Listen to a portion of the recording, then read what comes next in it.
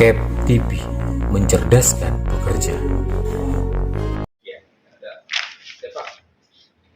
Tanggapannya sendiri Pak terkait hasil putusan MK kemarin seperti apa nih Pak? Ya, putusan MK kemarin itu sangat memuaskan kami sebagai pemohon karena sekali lagi MK memutuskan unbundling itu tidak diperbolehkan di Indonesia.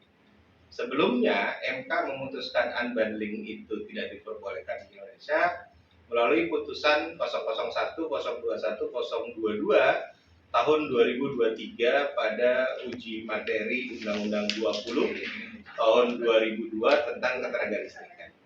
Nah, ini sekarang diulang kembali oleh MK dan memang pasal 33 itu melarang adanya unbundling yang berakibat pada penguasaan negara terhadap kelistrikan itu berkurang. Jadi kami sangat senang dengan putusan MK yang kemarin. Langkah sikap dan tindak lanjut ke depannya terkait putusan MK kemarin seperti apa?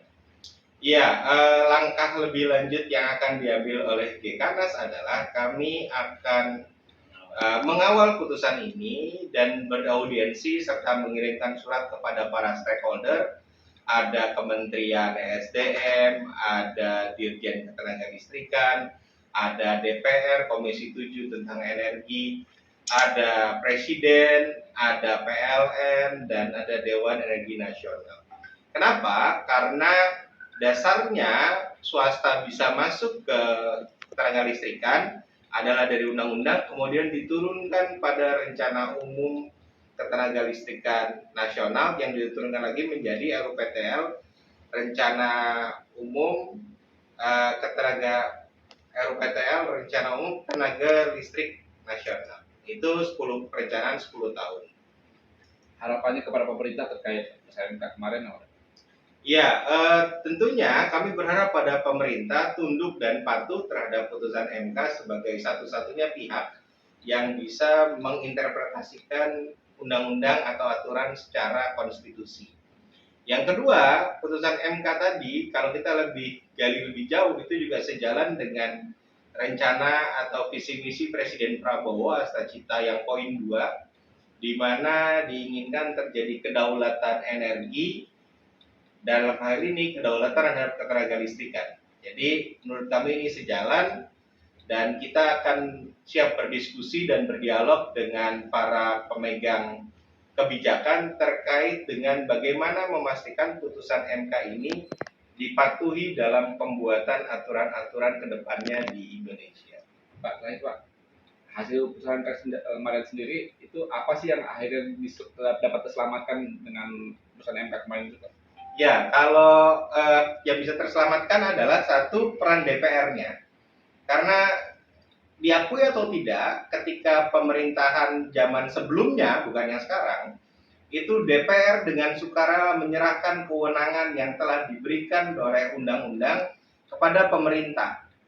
Jadi melalui putusan ini, kewenangan DPR dikembalikan ke DPR. Itu yang pertama.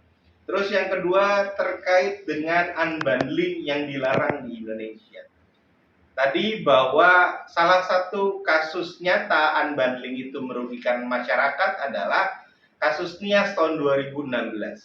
Kasus NIAS tahun 2016 yang terjadi blackout atau padam secara total selama 3 hari dan bertahap selama 7-14 hari, itu terjadi karena PLN itu tidak menguasai di bidang pembangkitan di Pulau Nias.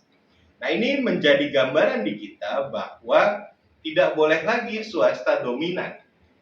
Nah, pertanyaannya, apakah MK itu menentang swasta? Tidak, MK pada putusan 111 sudah memberikan guideline bagaimana swasta bisa berperan aktif dalam ketenagalistrikan nasional. Syarat-syaratnya antara lain, satu, diajak kerjasama oleh BUMN. Yang kedua, itu sistemnya kemitraan. Yang ketiga, saling menguntungkan antara PLN dan swasta. Kalau sekarang kami menilai itu memberatkan PLN dengan klausul take or pay. PLN tidak butuh, PLN harus bayar. Ini tidak menguntungkan terus terang. Keempat, dalam penyertaan modal. Dan yang lima, lain-lain selama tidak berperan aktif terhadap pengelolaan tenaga listrik. Jadi itu guideline yang sudah diberikan oleh MK sesuai dengan tafsir konstitusi, dan ini juga sejalan dengan keinginan Presiden Prabowo untuk berdaulat dalam ketenaga listrikan. Terima kasih banyak. Iya.